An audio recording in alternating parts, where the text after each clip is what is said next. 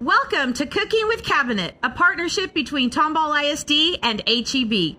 Through our Tomball ISD Moves initiative, we are committed to promoting a culture of health and wellness throughout the entire district. We appreciate HEB and the HEB dietitians for supporting Tomball ISD and providing cooking demo classes for all staff during our annual district collaborative. Are you in need of family-friendly, easy-to-make meals that can support your busy lifestyle? If so, join us today with Cooking with Cabinet. All right, in this segment of Cooking with Cabinet, we are working on our main dish. I am Stephen Gutierrez, your Chief Operating Officer for Tomball ISD. I'm Holly Sherman, General Counsel of Tomball ISD. And we are here with our registered dietitian and self-proclaimed home chef, Katie. Hi, how are y'all? We're doing great. How are you? Good. Excited to be here. All right. Awesome. So with our Tomball Moves initiative, we're looking at healthy ways to prepare some meals.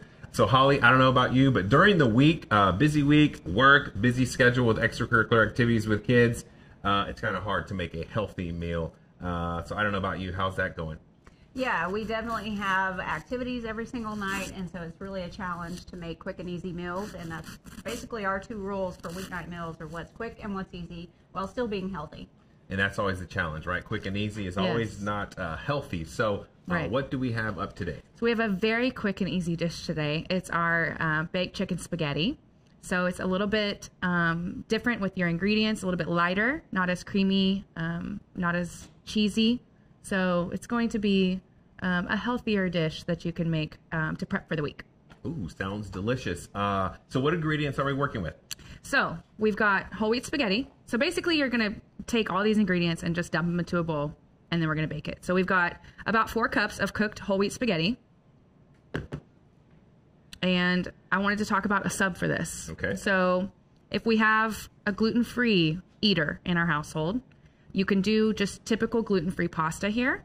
Typically that's made with rice and corn, a mixture of those two things. Another option if you have a vegetarian eater, because right now we're going to use chicken, but you can use banza pasta, which is a chickpea pasta that I really love. So there's a lot of protein in that. So you can do that instead of the meat. But I also have about 16 ounces, so about, a pound of rotisserie chicken. So is that pre-cooked? Yes. And so if I like to buy the rotisserie chickens from HEB that are already done. Yes. And I use that. Yes. So the recipe technically called for chicken breast, but you'd have to cook that yourself. And I thought, let's go ahead and skip that step. So I got our already shredded white meat rotisserie chicken. So instead of just getting the whole chicken, you can even get our shreds. So that makes it one step easier.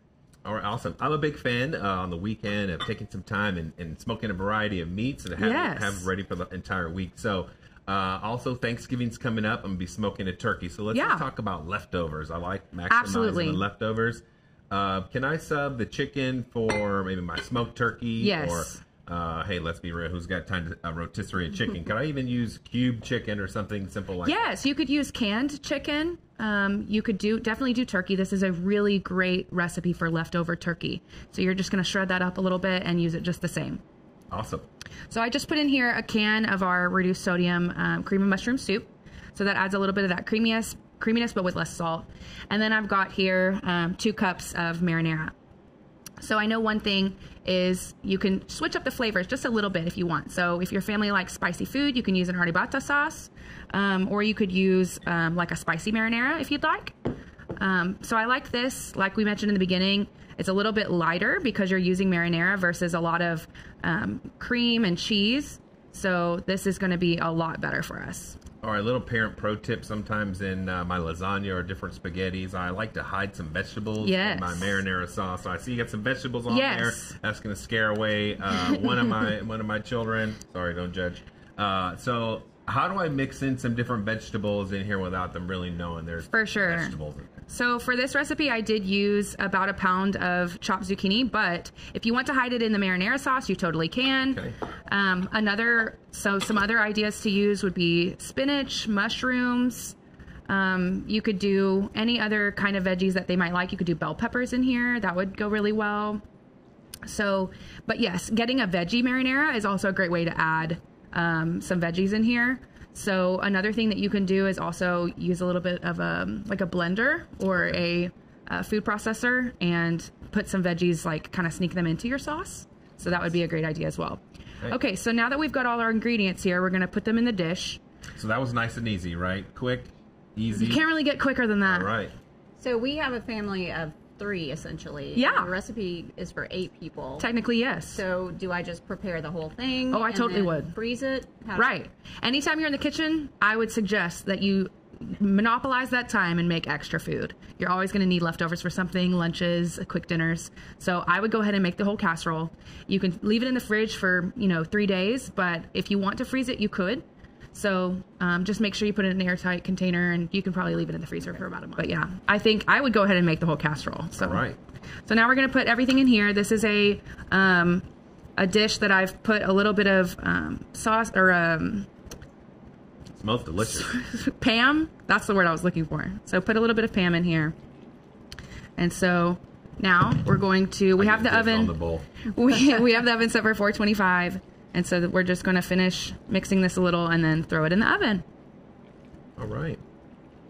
Doesn't get any easier than that. Smells delicious. I can't wait to see what it looks like. Yeah. Sounds like a good weeknight meal. Yes. When it comes out, we're going to put cheese on top and it'll be done. Awesome. Oh, that's awesome. This is the best part. This is the best part.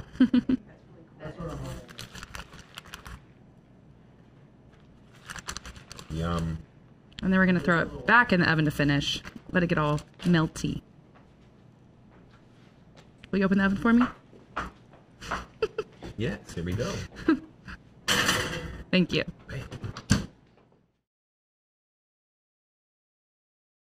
All right, so after we had the cheese melt, a little pro tip, we hit the broiler for those nice golden brown peaks of cheese. So let's it looks really good. Oh, and it smells delicious too. All done. All right. How easy was that? Looks delicious. Thanks for joining me, y'all. Thank you.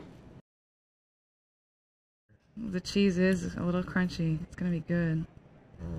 Here, let me get you some veggies. All right, extra veggies for me. Gotta get a few of those veggies in there. All right.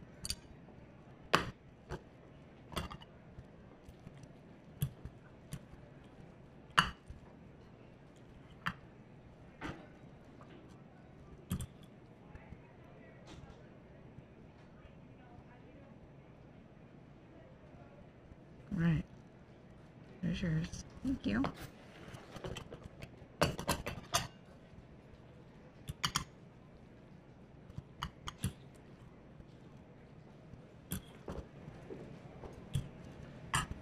Right.